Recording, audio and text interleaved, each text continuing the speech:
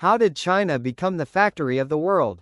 Look around you right now. The phone in your hand, the computer on your desk, the t-shirt you're wearing, the sneakers on your feet.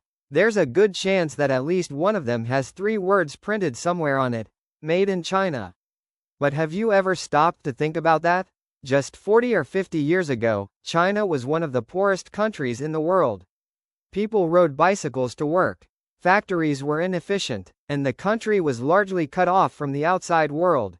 Today, China is the world's largest manufacturing powerhouse.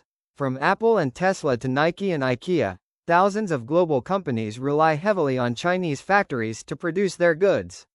So how did this transformation happen? How did China do it? In this video, we're going to break down one of the most remarkable economic transformations in modern history, step by step. The Mao era. Our story begins in 1949. After years of civil war, Mao Zedong came to power and founded the People's Republic of China. The new government followed the Soviet economic model. The state controlled virtually all production. Private enterprise was largely eliminated. Factories and agriculture were managed according to government plans. Then, in 1958, Mao launched a massive economic campaign known as the Great Leap Forward. The goal was ambitious: turn China into an industrial powerhouse in a very short period of time. But the plan did not go as expected. Agricultural production collapsed, industrial output became increasingly inefficient, and the resulting famine caused the deaths of millions of people. Then, in 1966, the Cultural Revolution began, creating even more disruption. Production declined, the education system was severely damaged, and by the late 1970s, China was still an extremely poor country. The turning point. Then, in 1978, a different kind of leader stepped onto the stage. Deng Xiaoping. He looked at China's economy in a completely different way. He had a famous saying, "It doesn't matter whether the cat is black or white, as long as it catches mice." In other words, what mattered was not ideology. What mattered was results. Deng began opening the door to private enterprise. Farmers were given greater freedom. Foreign investment was encouraged, and perhaps the most important economic decision in modern Chinese history was made. Special economic zones were created.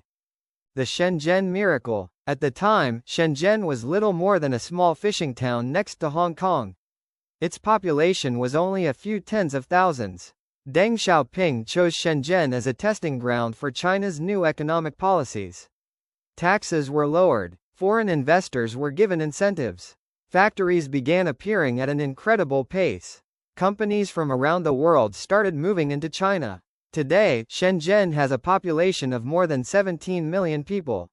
And it is home to major technology companies such as Huawei, DJI, and Tencent.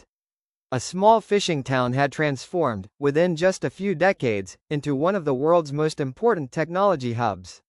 How China became the world's factory. So why did some of the world's biggest companies choose China? There wasn't just one reason. China had a huge and increasingly skilled labor force. Wages were far lower than in developed economies. The government invested billions of dollars in ports, highways, railways, and industrial infrastructure. Production costs fell. Logistics became faster and more efficient. For many companies, manufacturing in China simply made economic sense. Apple, Dell, HP, Adidas, Nike, and hundreds of other global brands expanded their manufacturing networks across China. And the label, "Made in China," began appearing on products all over the world. China enters the global economy. Then came another major turning point. In 2001, China joined the World Trade Organization. This was a crucial moment for the global economy.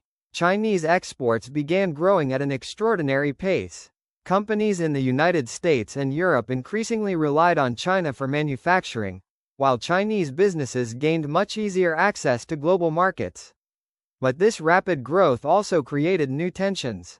Trade deficits increased. Competition over technology intensified, and in recent years, the growing trade tensions between the United States and China have become one of the most important economic stories in the world. Where is China today? Today, China is no longer known simply for cheap labor. It has become one of the world's leading producers of electric vehicles, batteries, solar panels, high-speed trains, and advanced technologies. And China's ambition has changed. The goal is no longer simply to be the factory of the world. It is also to become one of the countries shaping the technologies of the future. Just half a century ago, China was struggling with widespread poverty. Today, it is one of the most powerful players in the global economy. China's story is one of the clearest examples of how long-term economic planning, massive industrial investment, and integration into global trade can transform an entire country. And perhaps the most important question now is not how China became the factory of the world, but what it plans to become next.